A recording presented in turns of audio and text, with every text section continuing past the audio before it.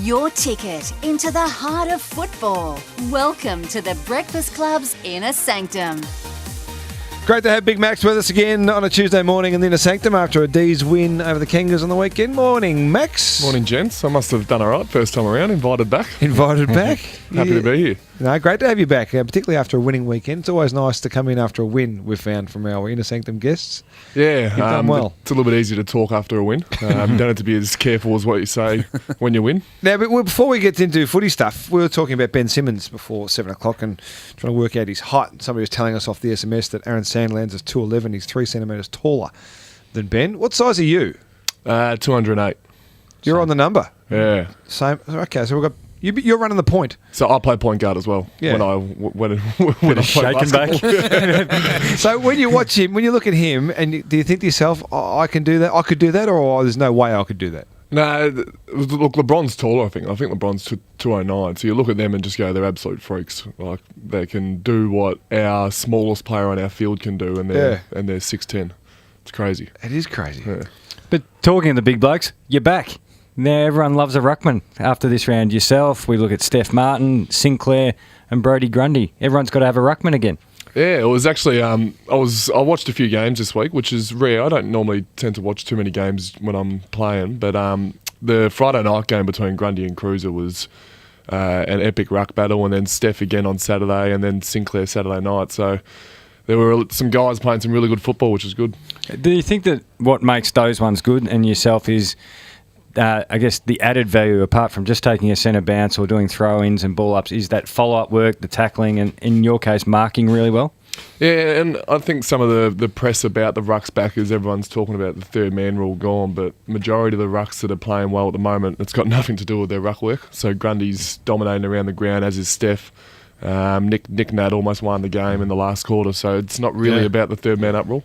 So when you're watching the footy, do you just watch it to watch the footy, or are you watching it closely to watch what Brodie Grundy's doing, to watch what Matthew Cruz is doing, to see whether you can sort of pick up anything along the way?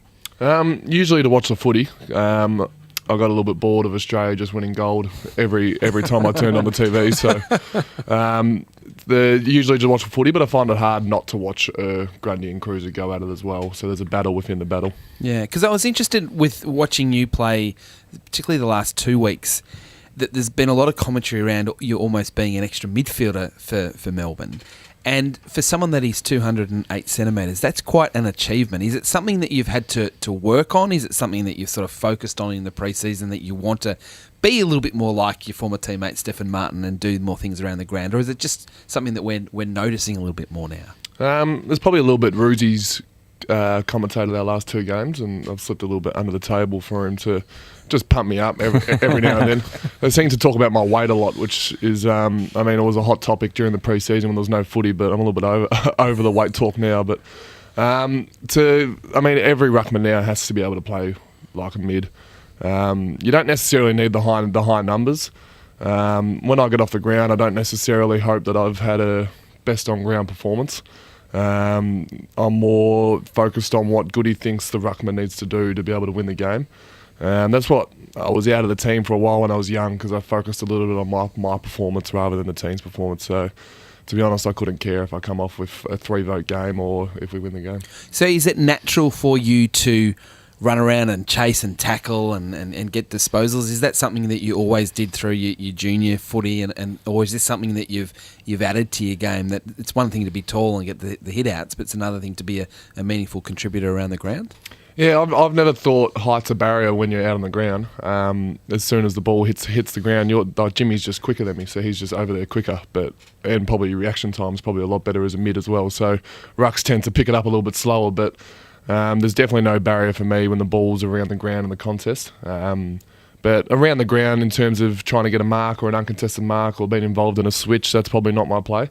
I'll go down the line and try and help out when we need a bail-out kick, but when you're at the contest and the stoppages, that's where you can get a little touch. You mentioned as long as Goody's happy and how you measure your games. Is there something each week that Goody puts to you, or is there just one thing he just goes, look, I just want hit-outs, I want hit-outs to advantage? Is there something he measures you particularly on? Not necessarily. And for our team on the weekend, there's probably only one guy over 195 centimetres and a lot of teams are going that way as well. And when we need a bailout kick or when we need a tall, that's where I need to be. So if I get caught in different parts of the ground because I'm doing something outside of my role, therefore there's not much point of having me in the team. So. On your team makeup, in the first few rounds, there's been a number of changes, and you've backed guys in who are in form in the VFL and picked them. Do you see that as a positive that you got depth, or a little bit you're unsettled? You still haven't found sort of your best 22 to go with for the next few weeks? Yeah, you can probably look at it both ways. A loss round one always adjusts your round one team. So your round one team's almost your perfect team. But then a loss, and all of a sudden it's not the perfect team. So there's a little bit of juggling going on at the moment. I wouldn't be surprised if we're no change this week, but it's probably a credit as well to see that we can drop a person like Jaden Hunt, bring in Sam Frost and Dean Kent, and Dean Kent comes out and plays like that. So it's good to have good 28, 30 guys that are ready to play. What were you thinking when the Kangas put 4 on you in the first quarter, in the first half of the first quarter on the weekend? I definitely wasn't panicking. We've had a bit of a trend, unfortunately, this year through our JLT in round 1 and 2, where we go asleep for about 25 minutes and get 7 kicked on us, and Brisbane did it and Geelong did it, and Kangaroos were doing it, and we showed a little bit of composure, and we didn't panic as much as we did in the Geelong game. You don't necessarily have to score in that moment. So they've kicked 4, and straight away everyone thinks, oh, well, we got to go kick 4 now. Yep. It's almost better just to lock it up for a little bit, show a bit of composure, and then just ease your way back into the game, which is what we did. So people outside the footy club would want to know, do you review those sort of 20-minute patches harder than you'd review, say, the good patches where you do kick 4 or 5 yourself? Yeah, not necessarily the North game. The Geelong and Brisbane games we did. The North game, we felt like we were still well and truly in the game when they kicked the 4 goals. We just couldn't get the final touches on what we wanted to do, but there were some other aspects of the North game that we reviewed quite heavily as well, though. The North game was interesting because on the back of the laps against Brisbane, you're 42 points up and you let them get back to square. And I thought, bloody hell, what's happened here? How do you address those lapses? I mean, how do you try and fix them? What mechanisms do you put in place to try and get rid of those? Because they're going to hold you back through the year, you reckon, if that's going to continue. Yeah, you're right.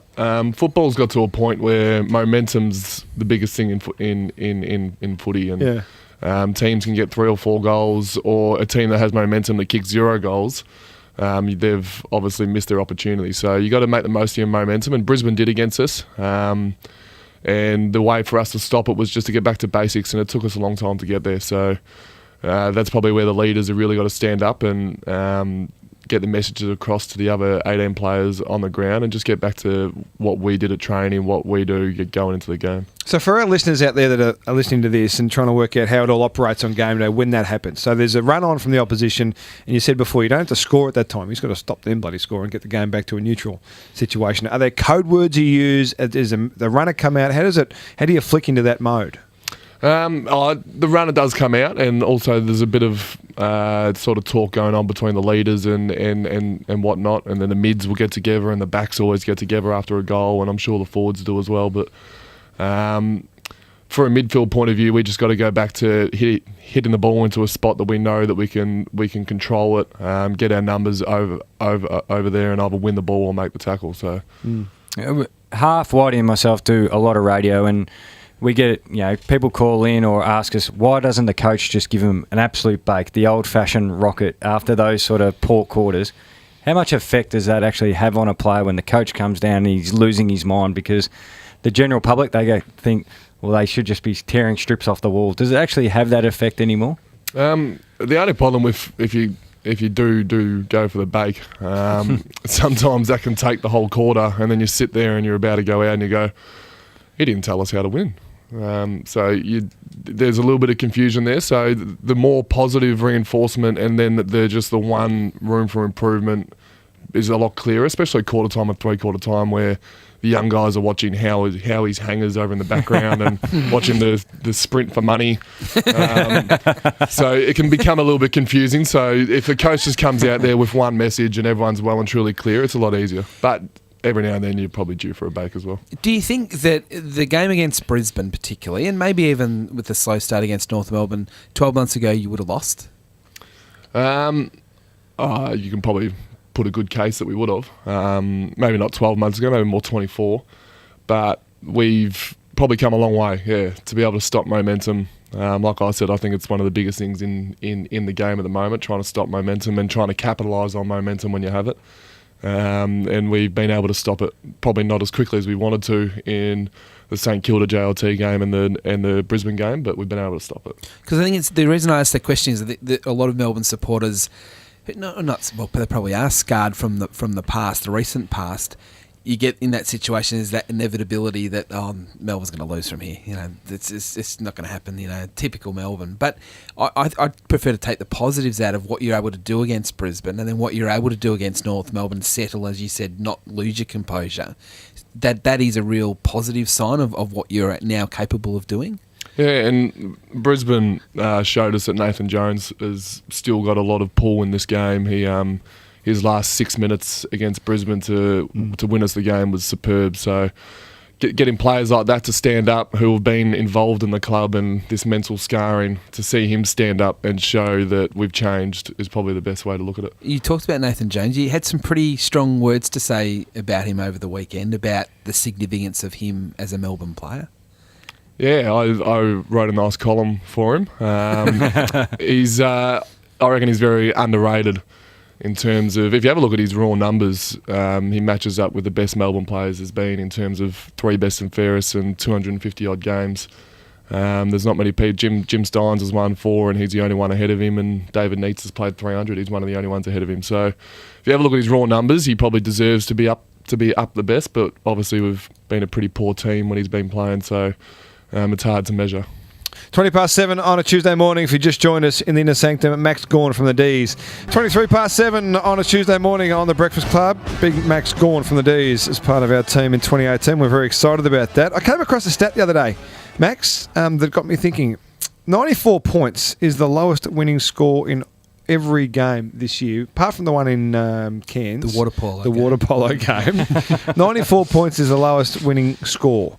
Last time that happened was in 2000, when there were 24 games in the first 3 weeks. This year, of course, there's 9 games a week, so there's 27 games. So the sample size is pretty good. So we're getting attacking footy. We're scoring a lot more. Have you noticed that out on the field? Yeah, it definitely feels like it. Football's in a good place at the moment. I mean, rucks are dominating. There's lots of goals, so I mean, who would want any more out of the game right now? And it's both teams are scoring quite high as well. Yeah. So it's not necessarily one team scoring 100 and the other one's not. So both teams are scoring well, and defence is getting tested, which is good. I know we had a joke about rucks dominating, but you guys are. How hard is it to ruck against, call it the second ruckman? Sean Grigg jumps to mind. The doggies use the Bont at different stage. How hard is it actually to ruck against them? I had Ben Brown on the weekend, so he's a giant. He's 200 centimetres, but I did give away a couple free kicks to him. So I've got to be careful when I do get a lesser like into the ruck and I don't give away free kicks. But it can be hard. We do it at training. Obviously, James Harms rucked for us on the weekend. He's gone and brought a shin guard. He's hurt his shin. He's hurt his shin. Come on, James. from one ruck contest. He's got a little bump on his shin. But it can be quite difficult because they don't do the stock standard. They run and jump and they make you look for them and so on. Well, it's interesting. A text come through from Eyes saying that can we ask Max about are there situations where opposition midfields plan to lose the hit out? Have you noticed that at all, where you're in a ruck situation against an opposition player and you're thinking, hey, they're just giving up here. They're giving up the contest to try and crumb off you? Yeah, they don't. We have that play as well. They don't necessarily give up, but they're not worried about their ruckman hitting the ball. They're just worried about their opponent. So we have moments when we go into a different structure when I might not be on the ground, or if I've lost a couple of hit outs, where we can just focus on where they're going to hit it and focus on our opponents, so we can lock it in, and it's almost one of those momentum killers, being able to lock it back in. And when you've got a guy the size of Jesse Hogan floating around the centre square as well, that makes a difference. What about his performance on the weekend? Did you think he had that in him? Yeah, he's very fit, so we knew he could run and do a lot of stuff around the ground, but I didn't know he'd be taking marks in the back line this weekend. So to see that, I mean, we've got to work on our structure a little bit as well, because he is the only person over 190 centimetres in the forward line. So we need him up there as much as we can. But when he comes in the middle, he manages to make it a bit of an impact, and it goes well. But that was an enormous performance from him. Like, he had 26 possessions, I think, and was clearances and was marks and contested footy. And that's something we wouldn't associate, footy fans wouldn't associate with Jesse Hogan. Is that something he's trying to add to his game, or has been trying to add to his game, or it was just a necessity on the weekend? He probably had it from the get-go, but we used him as a full forward, straight forward. So he probably had all that midfield quality that we see now when he was 18, 19. But he has worked on his game. To have someone like that, I mean, Hawthorn used Roughhead over the time, and Rewald and Richardson are probably two guys that come to mind in recent years. To have someone like that so you can bail out and use them on the wing, but then they can come in and win their own ball, it's a pretty handy player to have. And you've got the Hawks this weekend on Sunday. What do you make of them so far in 2018? I've always been a big fan of the Hawks, even last year at times when they weren't going as well. The way they play their footy is the way majority of teams want to play. Their inside mids are balls, and their skills around the outside is superb. So it'll be a good little battle just to see where we're at. The footy world say we want to see Melbourne against a side like Hawthorn or a top 5 side and really come through with the goods before they say they're a real challenger. Do you feel that as a group that you need to get that win against, call it a big powerhouse side? Yeah, for this year we do. Obviously, you can only play who you got to play, and we had Geelong round 1, and that was probably our opportunity to make that stand. But I unfortunately didn't kick the goal, Whitey. But to have Hawthorn this week and Richmond next week, if we can show the AFL public our brand of football and so on, hopefully we can go a good way to winning both of those games. I've got 2 questions. You mentioned the goal. So I can ask a question now.